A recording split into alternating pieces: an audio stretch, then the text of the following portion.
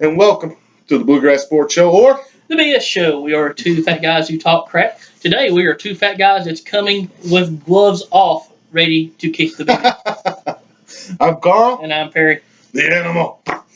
And today we are coming at you to talk about Joel Embiid's contract that he just signed with the Philadelphia 76ers. That's going to be the basis of what gets us into conversation today. Perry's livid. Perry's ready to rant today. So Joel Embiid's contract is the surface to get us to what I'm going to rant about, but that's what we'll focus on first. And I don't know what your opinions directly are. Go ahead.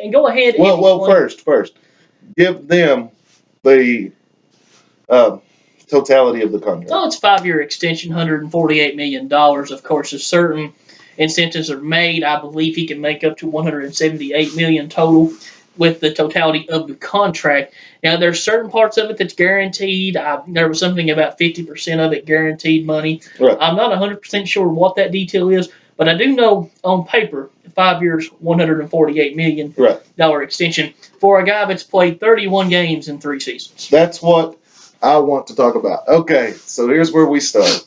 And, I know you want to go on your rant. So I'm going to talk the contract first. Yeah, what we're going to do first is we're going to discuss the contract and what we think about it. So do you want to go first? You want me to? Go ahead. Okay, my idea on it. And here's where I would not want to be the Philadelphia 76ers. I really wouldn't. Not at this point. You cannot let Joel Embiid go. You can't do it, right? But do you give him that much money? I don't know. That's a hard spot to be in. Now, you do have restrictions for injuries, things of that nature. So, yeah, if I had insurance, basically, clauses in there that would, benefit me, okay, then I could see giving him that contract. And that may be the case. I don't know the in and outs of the contract. But on paper, to me, it looks like kind of a dumb signing. But like I said, you can't let him go. He's that good. You want to know why he got the deal that he got? 3 words. Otto Porter Jr. Washington waited entirely too long to look into re-signing Otto Porter Jr. this past offseason. Right. They didn't try to lock him up going into his restricted deal, as the Sixers have went ahead and done with Embiid and what the T-Wolves have went ahead and done with Wiggins. Wiggins signed the same deal as what Embiid did. Difference is Wiggins has a track record and showing of improvement. With Otto Porter got to where, yes, he's restricted at the end of the year, but he has other teams that can offer him at this point, as to where Washington was the only bidding team at this point last year, but they chose not to re-sign him at this point. So what you have down the line is you have the Brooklyn Nets that come in and just offer this ridiculous deal to Otto Porter Jr. Right. And if you're Washington, you match it or you lose it. Right. So it's exactly what you're saying. You don't want to let Embiid walk, but by the same token, you don't want to get caught up in a deal that's awful. Yep. The reason why Joel Embiid got the deal that he did, same thing. What just happened to Washington? Because had they let him get in a situation where he can discuss deals with other teams, now he got a max scale for a rookie, right, as far as the scaling percentile could be. But also with the Porter deal, there's 15% trade kickers here, and there's other incentive deals here that I don't understand. I'll openly say that. So I don't know what all of that means. Someone else can explain that to you. I'm sorry. But what it does is it keeps Philadelphia from having to match a deal that's far more ridiculous than what they did. Now, they're basing a bet that he can have his health issues put behind him and he can go forward. He averaged 20 and 7.5 last year, and on an average of 25 minutes a game. It's really good. Yeah. Really nice. What hurts you here is that his efficiency wasn't really that great. It was good, but compared to other centers in the league, it wasn't that great. I understand that if you put him per 36, he's averaging like 28 and 11. That's nice. The efficiency doesn't change. Right. The efficiency ratings want to stay the same. I have some notes that I would like to go over just to thoroughly explain my reasoning behind Embiid. Efficiency. That is widely believed to be the single best measure of a player's skill. What it does, it takes a player's full stat line as far as what they contribute to a team, adds that all together and makes it into one single number. Joel Embiid's efficiency last season was a 20.6, which is decent. Right. That's pretty decent, especially it being his first actual game action in the league. Right. But don't tell me that he's an elite level center after 31 games whenever he ranked 10th in the league in active centers last year Right. in efficiency rating. You want to know who ranked first? Jackie McMullen? Not DeMarcus Cousins, but Karl Anthony Towns. Karl Anthony Towns is the only center in the past 4 seasons to rank higher than DeMarcus Cousins in efficiency. And the reason why I mentioned Jackie McMullen, this gets to my rant, okay? Watching Sports Nation the other afternoon on ESPN, and she's a guest host, of course, with LZ Granderson, Marcellus Wiley, and that one blonde chick. I can't even remember. I don't like her. Whatever her name is. It's got nothing to do with the fact she's blonde, nothing to do with the fact she's a chick. Just that's how I recognize her. That's how I remember. I just don't like her. I've never liked her. Whenever we won the national title in 2012, she said, "Kentucky fans, get ready. Your banner's being hung with Velcro." From that moment forward, I've hated her. Well, that's so cannot despise her. Anywho, Jackie McMullen's a guest. Show's going on, whatever. They get to where they're discussing the contract just as we are. Mm-hmm. Of course, Marcellus Wiley, very wise, was a football player. Right. Of course, but he's very wise whenever it comes to the business dealing with sports. Mm-hmm. He's discussing this matter, and they get into discussing where Embiid ranks in the top centers in the league today. Is he a top 5 center? Marcellus and LZ, of course, they agree. The top 2, Big Cat and Boogie. Right. They're set apart. Where you want to put Embiid with the others? Maybe at this point. Now, efficiency-wise, not remotely close. But with the... he wasn't in our top 5. Exactly. Just on the surface. We did bring him up at the end of it, what we thought. But still, Jackie McMullen directly looks at them and says, I would today take Joel Embiid over DeMarcus Cousins. Now, you can have an opinion on that. I have no issue with her opinion on that. But to support her claim as to why she would, she looks at them and she goes, because I know more about DeMarcus Cousins than either of you two.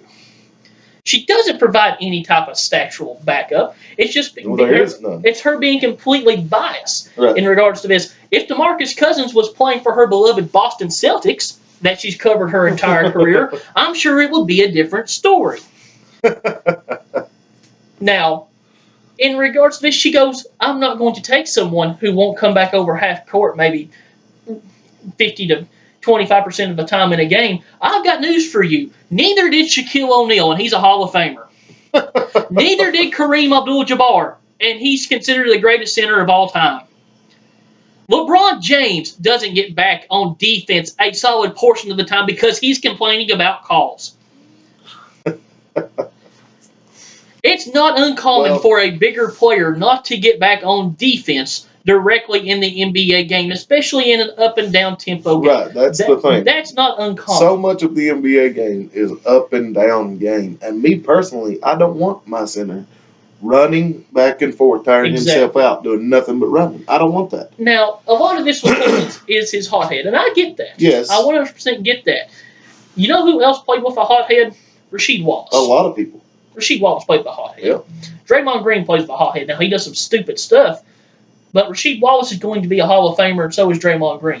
DeMarcus Cousins is going to be a Hall of Famer. Yes. Let me give you some stats regarding DeMarcus Cousins versus Joel Embiid. This is his rant, ladies and gentlemen. DeMarcus Cousins, 7 years in the league, 21.2 points per game, 10.8 rebounds per game, 3 assists, which is magnificent for a center. 1.5 steals, a little over a block per game, shooting 46% from the floor. Now, the shooting percentage is a little bit lower. Yeah, but he shoots outside. Exactly. He plays a face-up game. In 7 seasons, he has played 487 games. That comes out to right at, if you round up, 70 games per year. Mm-hmm. Joel Embiid has played 31 games in 3 years, which is right about 10 games a year. Massive difference there, Miss Jackie McMullen. Efficiency-wise, DeMarcus Cousins has been the number 1 ranked center in the league 3 of the past 4 seasons, The only season that he's not, and it's possible he was before that, I just went back 4. The only season that he hasn't was this last season. Because of Cat. And Cat had a ridiculous efficiency over 30. And what was Cousins? Cousins was 28.5. So 8 points higher than Joel Embiid. Exactly. DeMarcus Cousins, year before, 26.7, first in the league. 27.6 year before, first in the league. 25.9, first in the league the year before that. And when he was 4-year pro. Well, right? Yes. Okay. Joel Embiid's coming up on his 4th year. Well, you're putting in perspective games played, but still age-wise. Age-wise, yes. Now, DeMarcus Cousins right now is ranked 3rd out of active centers for his career in efficiency rating. The only 2 players ahead of him are Karl Towns, who has a 2-year window that he's beating him with, and Dwight Howard. DeMarcus Cousins' player efficiency rating for his career is a 23.2. Dwight's is a 23.4. Dwight's only ahead of him for one more season, unless Dwight has an MVP caliber research. Yep. So put that into your pipe and smoke it. Your Celtic pipe, Jackie McMullen. You might know more about DeMarcus Cousins than whatever his name, LZ Granderson and Marcellus Wiley knows. But I promise you, I know more than you do. You're an idiot. I know it's unlikely you'll ever see this, but on the highly unlikely. On the off chance that you do, you're a moron. That is a moronic statement. I would completely agree. If you want to have a direct opinion as far as player skill, because Embiid, his averages last year are not bad. 20 a game, 7.8 rebounds, 2.1 assists, almost a steal, and 2.5 blocks, and he shot 47% from the floor. If you want to go with player skill and you want to make a debate why Embiid might be better than Cousins, have at it. You're more than welcome to do so. I have stats to completely make you look silly, but have at it. But to simply say, because I know more about DeMarcus Cousins than you do, that's ignorant. It is. It is just an unbelievable elitist Boston Celtic opinion. But I can't stand. I think you're just taking on her because she's Boston. No, I had no issues whatsoever with Jackie McMullen. I mean, just in this literal regard. Well, neither one of them played for Boston. She just literally hates DeMarcus Cousins, is what it sounds like to me. Yeah. It's not. And probably because DeMarcus has shunned her off on an interview somewhere. And because DeMarcus isn't great with the media. Yeah, and I 100% accept that. If you don't like DeMarcus Cousins, come out and say that I don't like DeMarcus Cousins. But don't say for that. Don't say because I know more about him than you do. No, so ignorant. I mean, what he's done on the floor, even playing time, I don't care if Joel Embiid was slightly better. I'm going to take somebody who's playing 70 games in a season over somebody who's playing 10. Like I said, Joel's like per 36 minutes had him averaging like 28 and 11, which is right on par with Cousins' numbers. The difference is 10 games to 70 games is a big 10 difference. 10 games to 70 is a massive difference. Also, the efficiency rating is not going to stay the same. I apologize. It's going to stay the same. It's not going to change. Right. It's a massive drop. Yes. I mean, the same can be said for Kyrie Irving. I mean, everybody jumps on the Uncle Drew train. I've got stats to support that.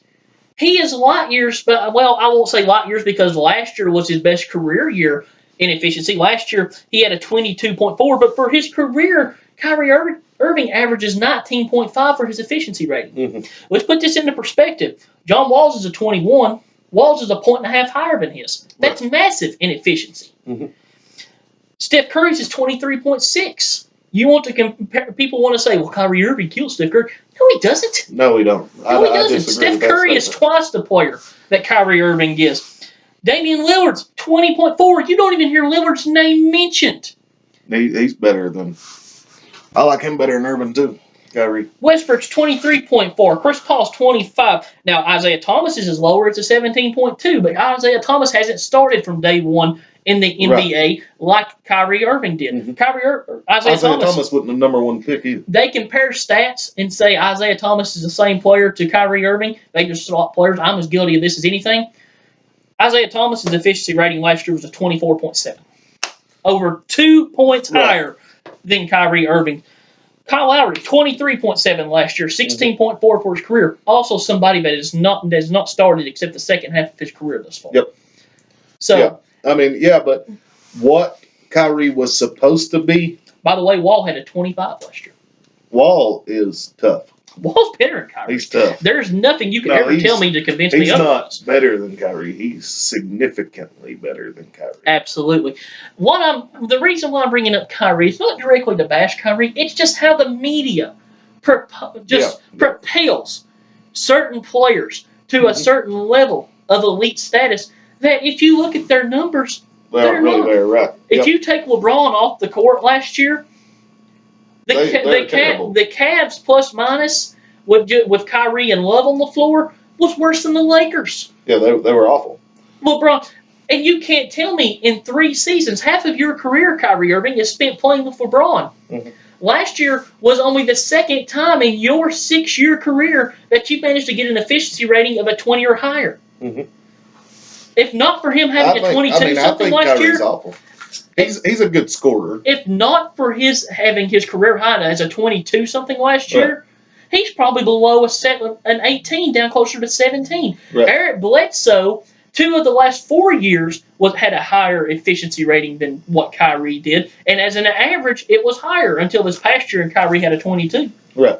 So, I mean, yep. What I'm saying is that the media, the Uncle Drew stuff, the trust the process stuff, it's Kool-Aid, and you people drink it.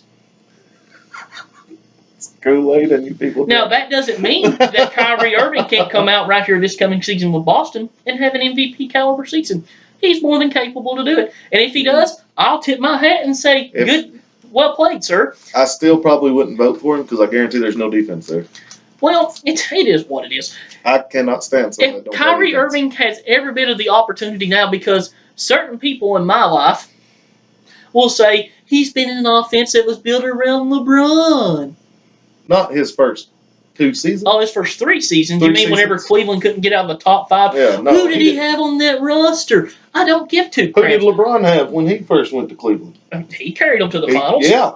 He carried them to the playoffs. So Kyrie couldn't get them out of the first 5 picks. Look at Wall in Washington. Yep. Wall's not had the luxury of having high caliber players come in out of Bill nowhere. Was the best player he had, he was drafted 1 spot ahead of Deion Waiters. Yep. And that's who the Cavs got in the same draft. Deion Waiters has a max contract down in Miami right now. We're close to a max contract. He's doing really well. Yep. Exactly. Mm-hmm. Luol Deng said whenever he played for Cleveland that it was a mess. And it started at the point guard position. Yeah, that's supposed to be your leader. I mean, essentially. There's a reason why LeBron has screamed for 2 years that he needed a point guard. Yep. In Cleveland.